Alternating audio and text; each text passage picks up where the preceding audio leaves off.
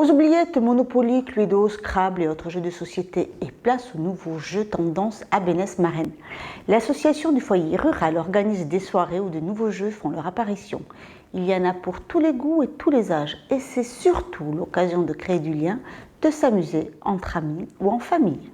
Lors du carnaval, l'association du foyer rural à Bénesse-Marennes a organisé une soirée jeux de société. Des jeux pour tous les âges et qui met l'accent sur de nouveaux genres, autres que le Monopoly ou bien encore le Cluedo. En ce moment, un jeu qui est assez connu, qui est assez populaire dans les écoles, c'est le Dobble qu'on retrouve, qui se décline aussi bien pour les petits avec des chiffres que pour les adultes. Après, il y a par exemple des viandes du poker qui existent avec le Skull and Roses ou le poker des cafards qui est pareil, qui est basé sur le bluff et qui donne des bonnes parties de rigolade parce que chacun ne sait pas forcément bluffer autant qu'il le voudrait.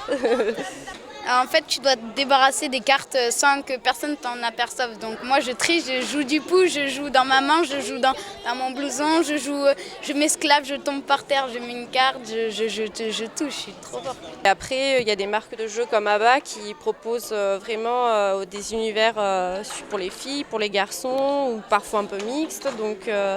Qui apprennent à la coopération, qui apprennent à développer le langage, toujours de manière ludique, si bien que aussi bien les petits que les grands, on continue de faire fonctionner notre cerveau. Le but c'est d'aller au milieu gagner, mais c'est pas par là. Mais il faut passer sec, mais moi j'y arrive pas, c'est très dur là. Il faut baisser là, il faut monter. Ouh là là. Des jeux de société qui demandent un réel investissement dont certains joueurs seraient prêts à débourser quelques sommes d'argent. Chaque année, il y a plein de jeux qui sortent et qui proposent des univers avec des dessins qui sont super jolis.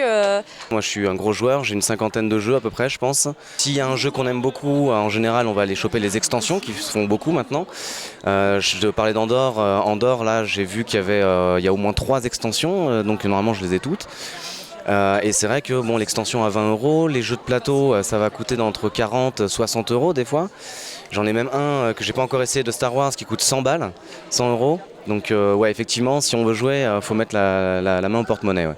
Une façon tout de même de découvrir d'autres jeux et de passer de bons moments en famille ou entre amis. Puis même des fois c'est vrai que quand on connaît pas bien les gens, faire un petit jeu c'est un truc qui brise un peu la glace. Et donc c'est un bon moyen de communiquer, de commencer quoi. C'est des moments sympas, conviviaux, qu'on fait ensemble, où on peut rire et se défouler. On a tous encore une âme d'enfant et qui demande à être réveillée.